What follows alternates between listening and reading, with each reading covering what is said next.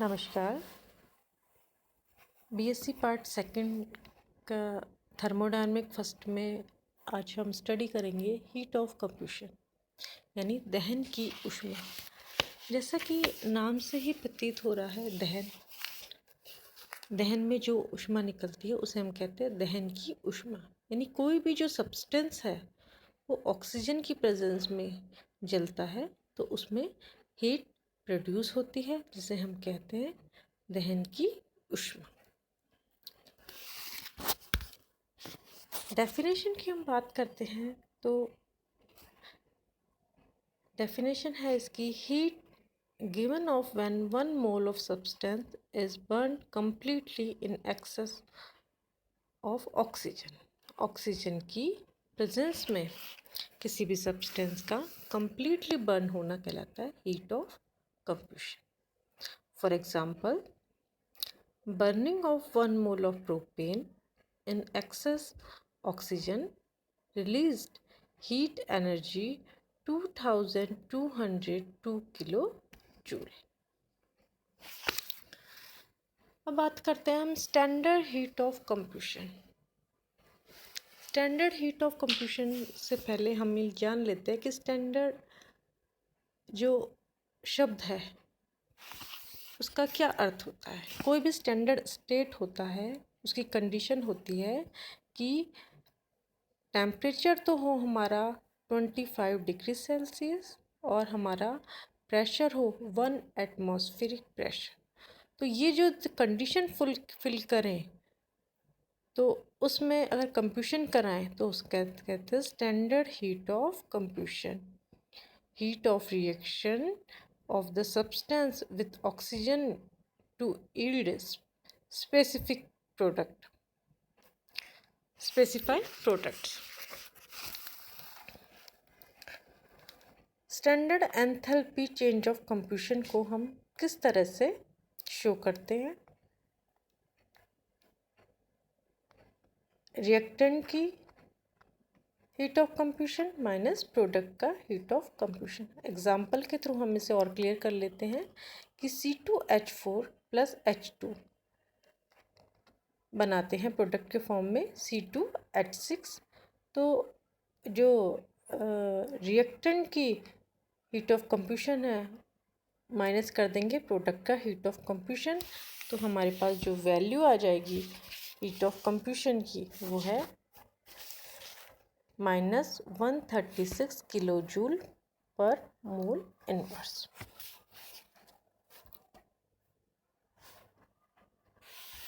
Next आता है molar heat of कंप्यूशन। क्या होता है molar heat of combustion? How much heat is released when we burn 1 mole of compound. यानी 1 mole of compound को दहन बर्न करने के लिए कितनी एनर्जी रिलीज हुई है वो कहलाती है 1 molar heat of combustion. Heat of combustion को डिटरमाइन करने के लिए हम जिस एक्सपेरिमेंट को करते हैं उसे हम कहते हैं बम कैलोरीमीटर।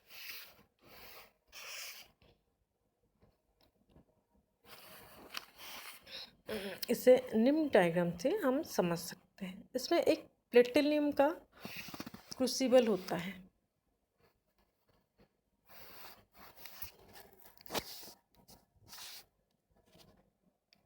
ये एक प्लेटिनम का क्रूसिबल है जिसे हम कहते हैं बम। इसमें एक कप है, इसमें जो भी सब्सटेंस जिसे हम कंप्यूशन कराते हैं उसकी निश्चित क्वांटिटी हम इसमें रख देते हैं और इस कप को 2 इलेक्ट्रोड से जुड़ा हुआ एक फायरिंग एलिमेंट लटका देते हैं इस कप में। इस सिलेंडर में 25 एटमॉस्फेरिक प्रेशर पर ऑक्सीजन गैस को इस बम में हम भर देते हैं। अब इस पूरे बम को हम एक कैलोरीमीटर में फिक्स कर देते हैं। जिसमें कि वाटर की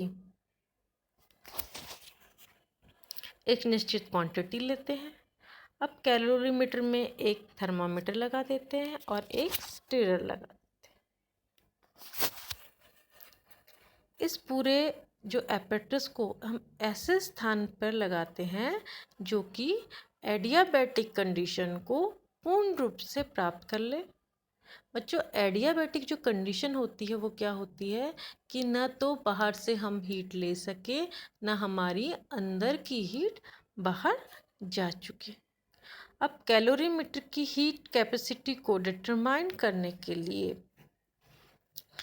किसी ऐसे सब्सटेंस का कंप्यूशन कराते हैं कि जिसकी हीट कैपेसिटी हमें पहले से ही पता हो। मेनली हम इसके लिए बेंजोइक एसिड का यूज़ करते हैं। तो बेंजोइक एसिड की एक निश्चित क्वांटिटी हम बम में क्रूसिबल में रखकर और हम इसे इलेक्ट्रिक वायर की सहायता से बम में जलाते हैं, जिससे सब्सटेंस का टोटल कंप्यूशन होता है। अब चूँकि जो बम में जो कंप्यूशन की प्रोसेस होता है वो होता है कांस्टेंट वॉल्यूम पर, तो हमें इस जो मेथड से हमें कांस्टेंट वॉल्यूम पर दहन ऊष्मा प्राप्त होती है। जब कांस्टेंट वॉल्यूम पर बम में किसी सब्सटेंस का टोटल कंप्यूशन कराते हैं तो उसमें क्या निकलती है? हीट निकलती है। तो जो हीट निकलती है इसमें वो कैलोरीमीटर व जल द्वारा एक्सेप्ट कर लेते हैं, जल द्वारा ग्रहण कर लेते हैं, और जो स्टीरर है उसे हिलाकर हम वाटर के टेम्परेचर को कांस्टेंट कर लेते हैं एक्सपेरिमेंट के बाद में, और वो टेम्परेचर हम थर्मामीटर से नोट कर लेते हैं। माना वो टेम्परेचर हमारा हो गया T2, और एक्सपेरिमेंट से पहले हमने वाटर का टेम्परेचर नोट करा था वो हो गया T1। तो जो जल की निश्चित क्वांटिटी थी हमारी कैलोरीमीटर द्वारा अवशोषित ऊष्मा और पदार्थ के दहन में उत्पन्न ऊष्मा के बराबर होती है, यानी जो कंप्यूशन में जो हीट निकलती है वो किसके बराबर होती है? वाटर व कैलोरीमीटर द्वारा एब्जॉर्ब हीट के। चूँकि कैपिटल M वो है जो सब्सटेंस लिया उसका मॉलिक्यूलर वेट, स्मॉल w ग्राम है कि जिस सब्सटेंस का हमने दहन कराया, C हीट कैपेसिटी, और W 1 ग्राम है कि कैलोरीमीटर में वाटर की क्वांटिटी। तो QV हमें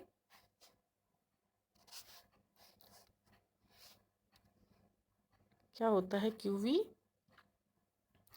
QV is equal to C into delta T plus capital W1 plus delta T into capital M upon W। तो हमें मिल गया QV, और अगर हमें QV मिल गया तो इससे QP की वैल्यू भी हम आसानी से डिटरमाइन कर सकते हैं। QP is equal to QV plus RT delta N। तो बच्चों, इस फॉर्मूले से हमने कांस्टेंट वॉल्यूम पर हीट ऑफ कंप्यूशन की वैल्यू और कांस्टेंट प्रेशर पर हमने हीट ऑफ कंप्यूशन की वैल्यू को डिटरमाइन कर लिया। नेक्स्ट क्लास में हम आगे के लेसन के बारे में डिस्कस करेंगे। Thank you.